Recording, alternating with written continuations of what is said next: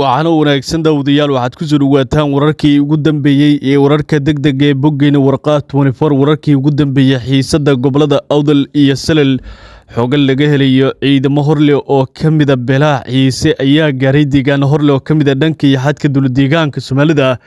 ciidamadan beelaha ciise ayaa ka soo tallaabay xadka dowlad-deegaanka Soomaalida iyagoo si weyn u gaaraya dhanka iyo qaybo kamida gobolka Salel gaadiid dagaal iyo ciidamo kala duwan ayaa halkaasi gaaray saacadii ugu dambeeyay ciidamadan ayaa lagu arkayaa deegaano horle iyaga oo sidoo kale gaaray goobo kala duwan ciidamadan beelaha ciise ayaa ku sii qulqulaya gobolka Salel oo ay ka taagan tahay xiisada culus xilli maanta ay ku beegan tahay 14 bisha oo ah maalintii loo balansanaa soo bandhigida buugga xeer ciise taasi oo ay ka hortimid xukuumadda Ciro oo si weyn dhawaan uga soo saartay war culus beesha ciise ayaa diyaargarowgii ugu xooganaa ka wada xadka dowlad-deegaanka Soomaalida iyadoo ciidamo awood leh gaareen dhanka iyo gobolka Salel qaybo kamid ah xadka dowlad-deegaanka sida xogaa lagu helayo dhinaca kale beesha Gadabiirse ayaa duleedka deegaanka xiriirad ciidamo horle geysay iyadoo beelaha Gadabiirse ay qorsheynayaan in halkaasi ciidamo difaac ay geeyaan deegaano horle beelaha ciise ayaa ciidamadan kala duwan geeyay qaybo kamid ah dhanka iyo deegaanada xadka iyadoo xogii ugu dambeeyay lagu helayo in beelaha ciise ciidamadii ugu badnaa hub culus ay gaareen dhanka iyo deegaanada xadka dowlad-deegaanka Soomaalida ciidamadan ayaa si isdaba jooga ugu soo qulqulaya saacadii ugu dambeeyay sida xogta lagu helayo xilli beesha ciise ay wado qorshe culus wixii ka dambeeyay 14 bish oo maanta ku beegan oo si weyn looga dareemaya halkaasi dhaqdhaqaaqyadan xogan laga helaya ciidamada beesha ciise oo kamid ah ciidamo maalmo ka hor lagu soo bandhigay gaadiid dagaal ayaa halkaasi soo gaaray xilli ciidamada la tilmaamay inay ka yimaadeen deegaano badan oo kamid ah dowlad-deegaanka Soomaalida gaadiid dagaal hub iyo ciidamada beelaha ciise ayaa gaaray deegaanadaasi iyagoo durbaba bilaabay dhaqdhaqaaq xoogan sidoo kalena ku sii wajahan dhanka iyo magaalada Saylac iyo deegaano horle oo kamid ah gobolka Salel oo ay ka taagan tahay dhaqdhaqaaqyo iyo xiisad saacadii ugu dambeeyay xogii ugu dambeeyay ee ku aadan ciidamadan tirada ciidamada lagu qiyaasayo halka ay ku wajahan iyo gudaan xogii ugu dambeeyay xiisada gobolka Salel ayaan kula wadaagi doonaa daawade korintaan guda gelin fadlan muuqaalka laagta habowna sii share garee saxbadaada kala duwan ee kugu weeliyay baraha bulshada nagu soo biiro halka subscribe dhe si aad mar waliba halkan kala socoto wararkii ugu dambeeyay guud ahaan xoga xasaasi ah iyo warar xaqiiqda ku salaysan oo aan halkan kugu wadaagno daqiiqada ka dambaysa wararkii ugu dambeeyay xiisada gobolada Awdal iyo Salel si weyn uga taagneyd maalmihii ugu dambeeyay xogo culus ayaa laga helayaa ciidamo horle oo kamid ah beelaha ciise ayaa si weyn uga soo tallaabaya dhanka iyo xadka dowlad-deegaanka Soomaalida iyadoo ciidamadan ay si weyn ugu soo qulqulayaan saacadii ugu dambeeyay dhanka iyo qaybo kamid ah dowlad-deegaanka Soomaalida iyagoo gaaraya gobolka Salel sidoo kalena ku sii wajahan magaalada Saylac iyo deegaano ay ka taagnaayeen xiisado dagaal saacadii ugu dambeeyay si gaar ah deegaano ay dhaqdhaqaaqyo ka jireen oo ku aadan dhanka iyo deegaanada Jidhi ilaa iyo Heemaal oo ay ka jirtay xiisad dagaal iyo dhaqdhaqaaqyo ciidan oo halkaasi ay ka taagneyd saacadii ugu dambeeyay xogaha culus ee la helaya ayaa tilmaamaya in ciidamo horle oo kamid ah beelaha ciise lagu arkaya halkaasi iyadoo ciidamadan ay ku dhawaaqayaan fulinta go'aanadii dhawaan uu ku dhawaaqay ugaaska guud ee beelaha ciise ugaas Mustafa Maxamed iyo gandaha dhaqanka oo ku dhawaaqay difaaca gobolka Salel gaar ahaan magaalada Saylac iyo go'aano kale oo dhawaan ka soo baxay ugaaska guud ee beelaha ciise ugaas Mustafa Maxamed iyo gandaha dhaqanka xogta ayaa xaqiijinaysa labada dhinac ee beelaha ciise iyo Gadabiirse deegaano kamid ah halkaasi iyagoo tilmaamaya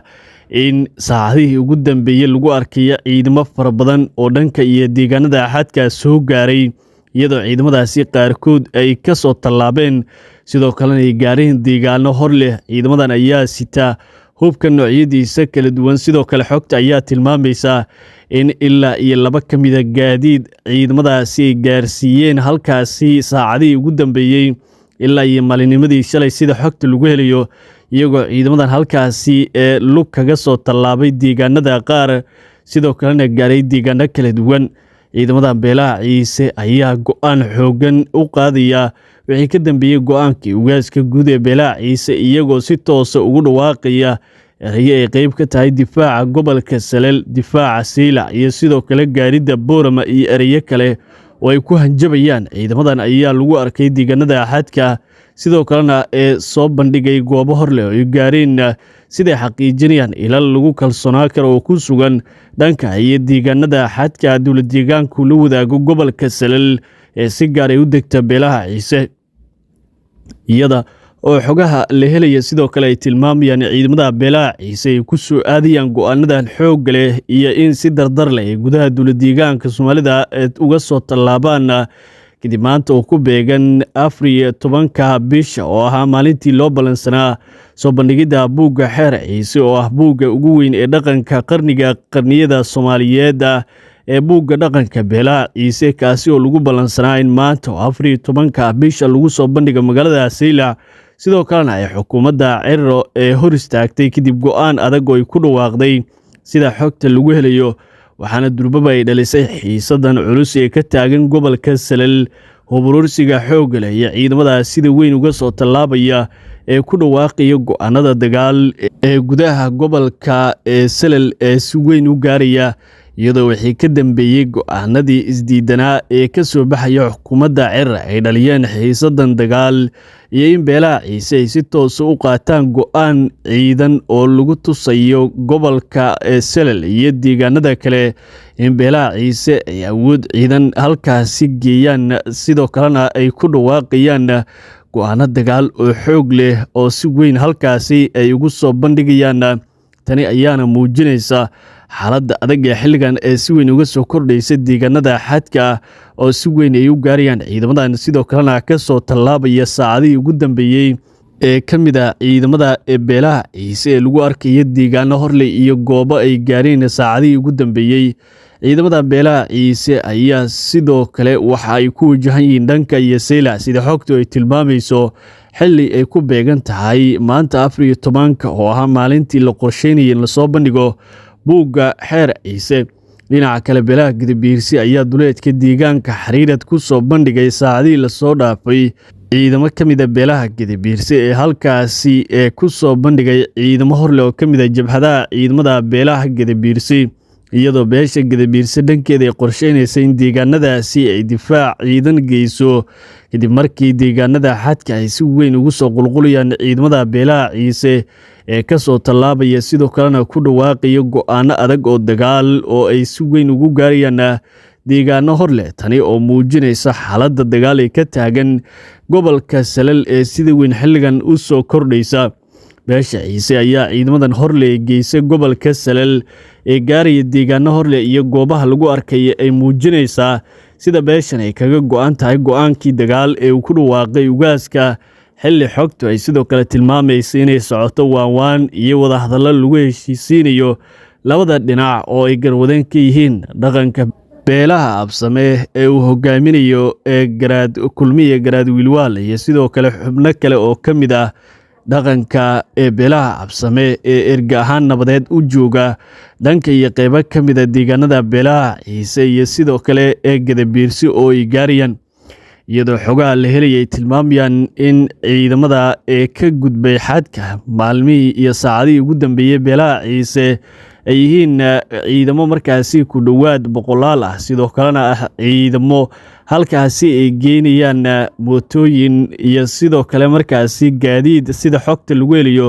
iyadoo la tilmaamay in deegaanada xadka ee dhankii dowlad deegaanka lagu arkay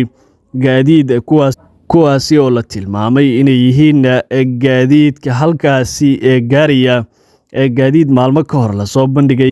iyagoo dhanka iyo gobolka City ka soo socdaalaya sidoo kalena markaasi ku dhawaaqaya tallaabooyin dagaal iyo go'aano xooggan oo ay tilmaamayaan in markaasi ay ku wajahan yihiin Boorama sidii hadalka u dhigayeen gaadiidkaasi oo 2 maalin ka hor la soo bandhigay ayaa ka muuqanaya ciidamo fara badan oo ka mid ah beelaha Ciise oo gaadiidkaasi lagu soo daabulayo sidoo kalena ku wajahan magaalada Saylac ee gobolka Salal iyadoo dhankii dowlad deegaanka Soomaalida gaadiidkaasi si weyn uga soo dhaqaaqay iyadoo gaadiidkaasi oo lagu arkay deegaano badan ay hayeen gaadiid markaasi ay saarnaayeen ciidamo fara badan oo ka mid ah ciidamada beelaha Ciise lama xaqiijin karin gaadiidkaasi ay yihiin balse xogta ayaa tilmaamaysa in gaadiid laba ah lagu arkay dhanka iyo xadka dowlad deegaanka sidoo kalena la filayay in ciidamada halkaasi ka soo tallaabay yihiin kuwa gaadiidkaasi lagu galbinayay. Tani ayaana muujinaysa sida beelaha Ciise ee gaadiidkan ugu soo daabulayso iyo ciidamadan gudaha u gaaraya gobolka Salal ee si weyn markan abaabul xooggan iyo diyaar garow dagaal ka wada qaybo ka mid ah gobolka Salal oo ay degto beesha Ciise, sidoo kalena ee soo bandhigaya muuqaalada lagu helayo ciidamadan iyo sidoo kale gaadiid beelaha Ciise ee halkaasi ka wada diyaar garowga xooggan iyo dhaqdhaqaaqyada ciidan ee saacadihii ugu dambeeyay si weyn halkaasi ugu soo bandhigaya go'aanada xoogga leh iyo diyaar garowga ee halkaasi sida weyn uga taagan ee lagu arkayo goobahaasi, sida ay muujinayaan muuqaalo qaar ay soo bandhigayaan isla ciidamo ka mid ah beelaha Ciise ee ku dhawaaqaya hanjabaad, digniin iyo go'aano dagaal oo si weyn halkaasi uga soo saarayaan saacadihii ugu dambeeyay ee si weyn halkaasi ee ugu soo bandhigaya qaybo ka mid ah gobolka Salal iyo gudaha dowlad deegaanka Soomaalida oo ay ku soo bandhigayaan.